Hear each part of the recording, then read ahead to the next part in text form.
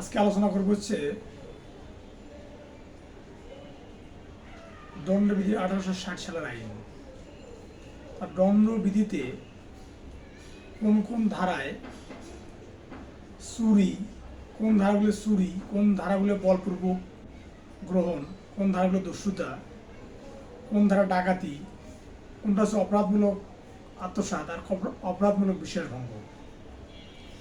তাহলে এই ধারাগুলোর সাথে কোন ধারাগুলো সম্পৃক্ত? যেমন চুরির সাথে দণ্ডবিধিতে চুরির কোন কোন ধারাগুলো সম্পৃক্ত? চুরি হচ্ছে 378 ধারা হলো চুরির সংজ্ঞা, আর শাস্তি হচ্ছে 379 ধারা 3 বছর। আর 380তে হচ্ছে মানে ঘরের বাসগৃহে চুরি, এটা শাস্তি হলো 7 বছর।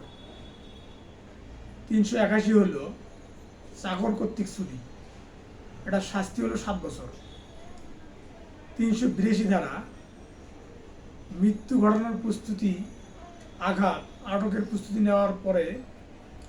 নেওয়ার সময় মানে অর্থাৎ চুরি করার সময় যে মৃত্যু ঘটানোর প্রস্তুতি বা আঘাত, এটা হচ্ছে 382 ধারা, এটা শাস্তি হলো 10 বছর। আবার চোরাই মালের সংজ্ঞা 410 ধারা, আর 411 ধারা হলো চোরাই মাল গ্রহণ। চোরাই মাল গ্রহণ করলে যে শাস্তি হবে 3 বছর। তারপর 413 ধারা অভ্যাসগতভাবে চোরাই মালের ব্যবসা করা, এটা শাস্তি হলো 10 বছর। 414 ধারা চোরাই মাল লুকিয়ে রাখা, এটা শাস্তি হচ্ছে 3 বছর। আর 451 ধারা অনধিকার গৃহে প্রবেশ, মানে চুরি করার উদ্দেশ্যে অনধিকার গৃহে প্রবেশ করলে এটা শাস্তি হবে 7 বছর পর্যন্ত। আর 454 ধারা মানে শীত কেটে, আগে তো ঘরের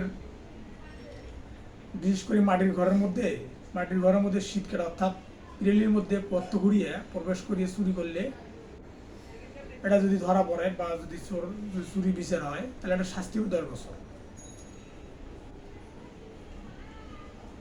আবার 511 ধারা আছে উদ্যোগ, মানে কোনো অপরাধের উদ্যোগ গ্রহণ করা।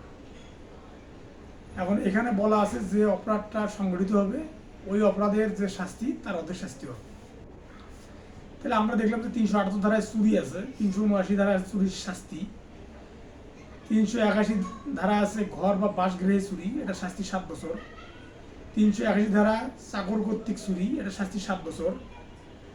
382 ধারা মানে চুরি করার উদ্দেশ্যে মৃত্যু ঘটানোর প্রস্তুতি, আঘাত বা আটকের প্রস্তুতি, এটা শাস্তি হলো 10 বছর। 401 ধারা হলো চোরের দলে মানে চোরের দলে সম্পৃক্ত হওয়া বা চোরের দলভুক্ত হওয়া, এটা শাস্তি হলো 7 বছর। মানে আপনি চুরি করলে শাস্তি হবে 3 বছর, আর যদি চোরদের সাথে চোরের দল অন্তর্ভুক্ত হন তাহলে শাস্তি হবে 7 বছর।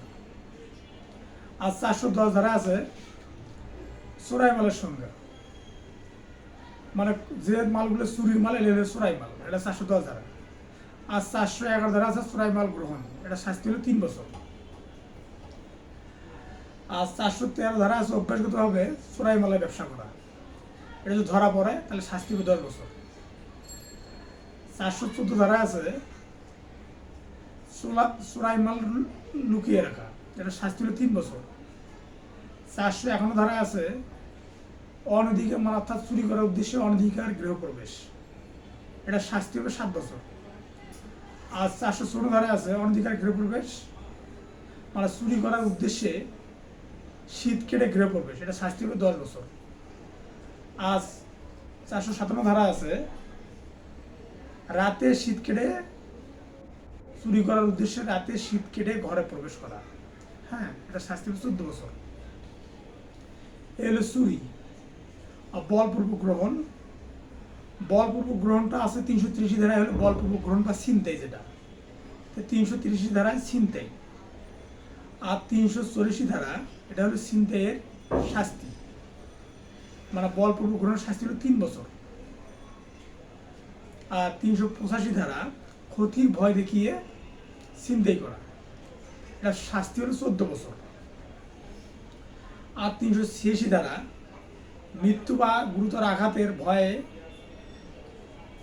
অভিভূত করে ছিনতাই করা, মানে মৃত্যুর বা গুরুতর আঘাতের ভয় দেখাবে, দেখে ছিনতাই করবে, তাহলে এটা শাস্তি হবে 10 বছর। আর 387 ধারা মৃত্যু বা গুরুতর আঘাতের ভয়, মানে মৃত্যু বা গুরুতর আঘাতের বা যাবজ্জীবন, অর্থাৎ মৃত্যু বা গুরুতর আঘাতের ভয় দেখাবে, এটা 387 ধারা, এটা শাস্তি হবে যাবজ্জীবন। আর 388 ধারা মৃত্যু বা যাবজ্জীবন অপরাধের অভিযোগের ভয় দেখিয়ে, মানে মৃত্যু বা যাবজ্জীবন অপরাধের অভিযোগের ভয় দেখিয়ে, অর্থাৎ তুমি যদি আমাকে না দাও তো তোমাকে মেরে ফেলে দেবো, এইরকম ভয় দেখে যদি ছিনতাই করে শাস্তি হবে 10 বছর অথবা যাবজ্জীবন। 389 ধারা অপরাধের অভিযুক্ত করার বিধি প্রদর্শন, বলো তুমি যদি আমাকে এটা না দাও তাহলে তুমি যে একটা অপরাধ করছো এটা আমি মানুষকে বলে দেবো, এই ধরনের ভয় দেখে ছিনতাই করলে এটা শাস্তি হবে 10 বছর বা যাবজ্জীবন। দস্যুতার সংজ্ঞা আছে 390 ধারা, আর দস্যুতার শাস্তি 392 ধারা। আর দস্যুতার শাস্তি হলো 10 থেকে 14 বছর। আর 393 হলো দস্যুতার চেষ্টা করা, এটা শাস্তি হলো 7 বছর। আর 394 মানে ইচ্ছাপূর্বক দস্যুতার সংগঠনকালে ইচ্ছাপূর্বক আঘাত দান করা, এটা শাস্তি হবে যাবজ্জীবন বা 10 বছর। 397 ধারা মৃত্যু বা গুরুতর আঘাতের ভয় দেখিয়ে দস্যুতার চেষ্টা করা, এটা সর্বনিম্ন শাস্তি হবে 7 বছর। আর উপরে যাবজ্জীবন যা আছে হবে। যদি মৃত্যু বা গুরুতর আঘাতের ভয় দেখিয়ে দস্যুদের সংগঠন করে তাহলে এটা শাস্তি হবে সর্বনিম্ন 7 বছর।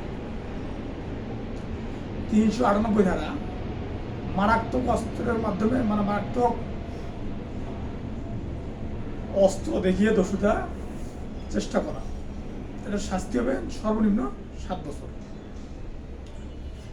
401 ধারা দস্যুতার দলে থাকা, মানে 401 ধারা চোরের দলে থাকা, 401 ধারা দস্যুতার দলে থাকা, এটা শাস্তি হবে 7 বছর। ডাকাতির সংখ্যা হচ্ছে 391 ধারা, দস্যুতার সংখ্যা 390 ধারা, ডাকাতির সংখ্যা 391 ধারা। আর ডাকাতির শাস্তি আছে 395 ধারা, এটা শাস্তি হলো যাবজ্জীবন বা 10 বছর জেল হতে পারে, যাবজ্জীবন থেকে 10 বছর পর্যন্ত জেল হতে পারে। আর 396 ধারা এটা হলো খুন সহ ডাকাতি, যদি ডাকাতির সংগঠনকালে খুন করে তাহলে এটা শাস্তি মৃত্যুদণ্ড, যাবজ্জীবন আর সর্বনিম্ন 10 বছর পর্যন্ত জেল।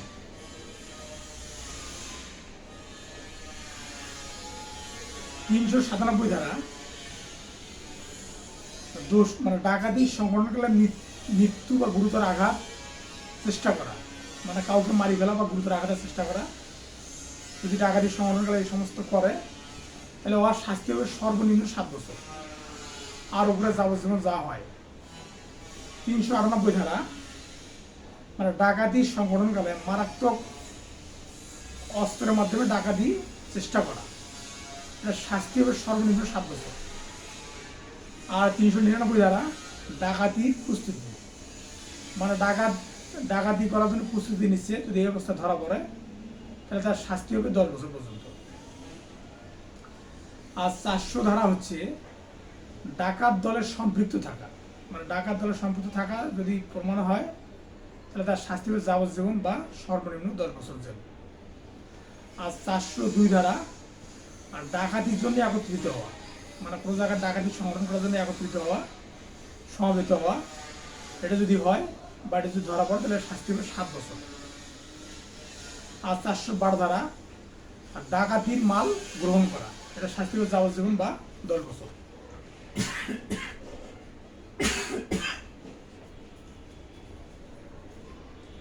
অপরাধমূলক আত্মসাৎ,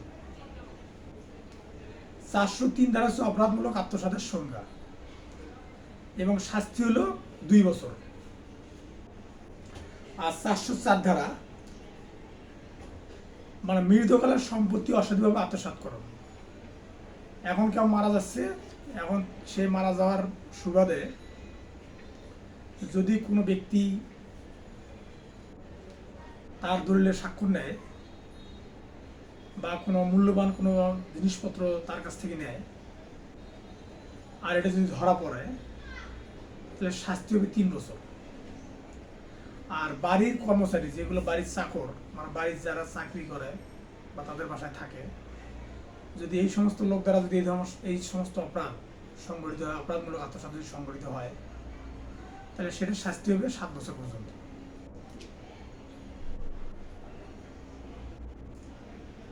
আর অপরাধমূলক বিশেষ ভঙ্গ এটা হলো 405 ধারা। 405 ধারা অপরাধমূলক বিশেষ ভঙ্গের সংজ্ঞা দেওয়া আছে। আর 406 ধারা হলো অপরাধমূলক বিশেষ ভঙ্গের শাস্তি 3 বছর। আর 407 ধারা বাহক মানে প্রভৃতি দ্বারা অপরাধমূলক বিশেষ ভঙ্গ, মানে আমরা যে কুরিয়ারে বিভিন্ন জায়গায় মালামাল পাঠাই, এই ধরনের বাহক যদি অপরাধমূলক বিশেষ ভঙ্গ করে তাহলে সেক্ষেত্রে শাস্তি হবে 7 বছর পর্যন্ত। আর 408 ধারা হচ্ছে কর্মচারী বা চাকর। এখন কুরিয়ার সার্ভিসে যে কর্মকর্তারা নিয়োজিত আছে, তারা যদি কোনো অপরাধমূলক বিশেষ ভঙ্গ করে সেক্ষেত্রে শাস্তি হবে 7 বছর পর্যন্ত। 409 ধারা সরকারি কর্মচারী, ব্যাংকার, ব্যবসায়ী, এজেন্ট, মানে সরকারি কর্মচারী, ব্যাংকার, ব্যবসায়ী বা এজেন্ট যদি অপরাধমূলক বিশেষ ভঙ্গ করে, অর্থাৎ সরকারি কর্মকর্তা যারা মূলধন রাখা বা তহবিল রাখার জন্য সোনালী ব্যাংক, জনতা ব্যাংক, তার ব্যাংকের কর্মকর্তা, তারপর বিমার কর্মকর্তা, মানে এই সমস্ত লোক যদি অপরাধমূলক বিশেষ ভঙ্গ করে তাহলে সেটা যদি প্রমাণিত হয় তাহলে শাস্তি হবে যাবজ্জীবন থেকে সর্বনিম্ন 10 বছর পর্যন্ত জেল হতে পারে।